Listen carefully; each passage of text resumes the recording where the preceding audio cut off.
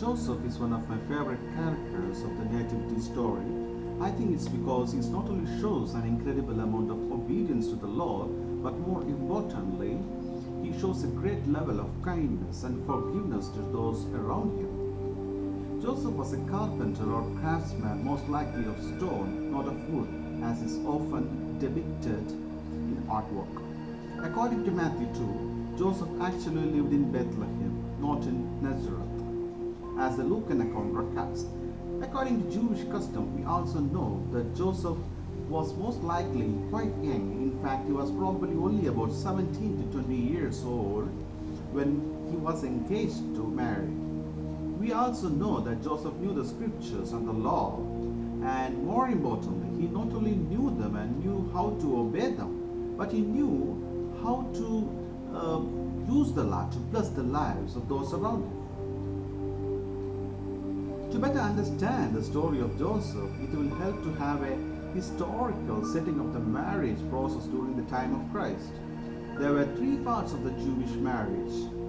First, there was the betrothal, then there was a waiting period, and then there was the actual wedding feast. During the betrothal, the groom and the bride would actually exchange wedding vows, very similar to what we would have a modern day wedding. During this time, they were literally considered man and wife. During the next phase, the waiting period, the groom would prepare a home and the family would prepare for the enormous wedding feast that would occur. The third phase was the actual wedding feast. On this night, the groom would go to the bride's home, followed by a huge procession of lights and torches and lamps.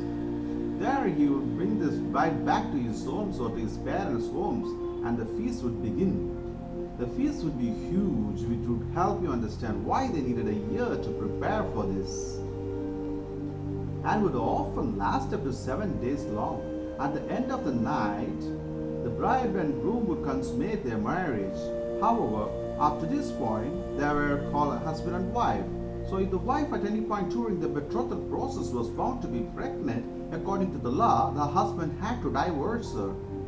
Now naturally, there are two ways for a woman to become pregnant. First, she would break the word that she had made by committing adultery, and second, she would be raped, which would mean she would still be innocent. If the husband found out that his bride was pregnant, he had two options.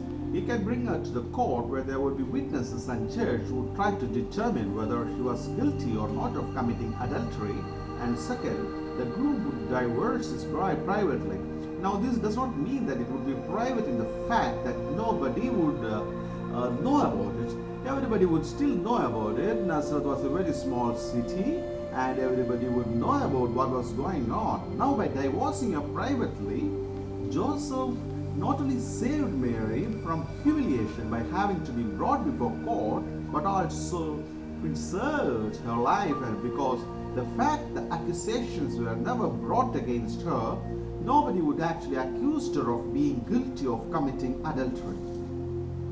As we study the life of Joseph, we learn several valuable things about who he was and about his character. First, we learned that Joseph really loved Mary, even though it was an arranged marriage.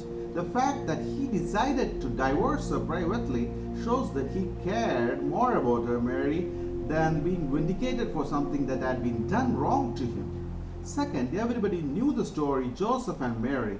Everybody knew what had happened, or at least what they had accused them of what had happened. And Joseph, by taking Mary as his wife, shows great character, that he was willing to do whatever it took and to deal his wife with whatever would come in the future, because he knew what the Lord had commanded and he loved Mary.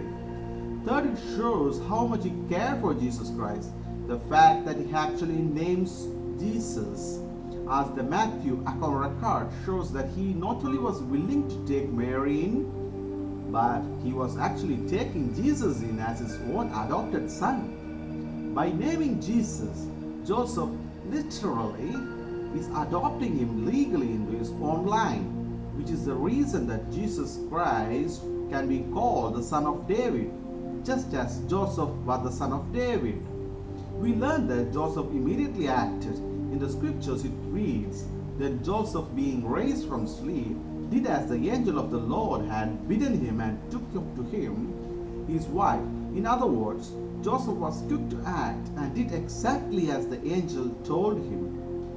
The very next day, from this it would seem that there was no wedding feast that actually occurred, dashing all the hopes and dreams that Mary and Joseph would have had.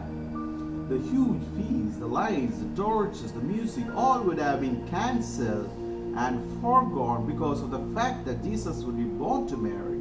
And yet this does not discourage Joseph to the least degree.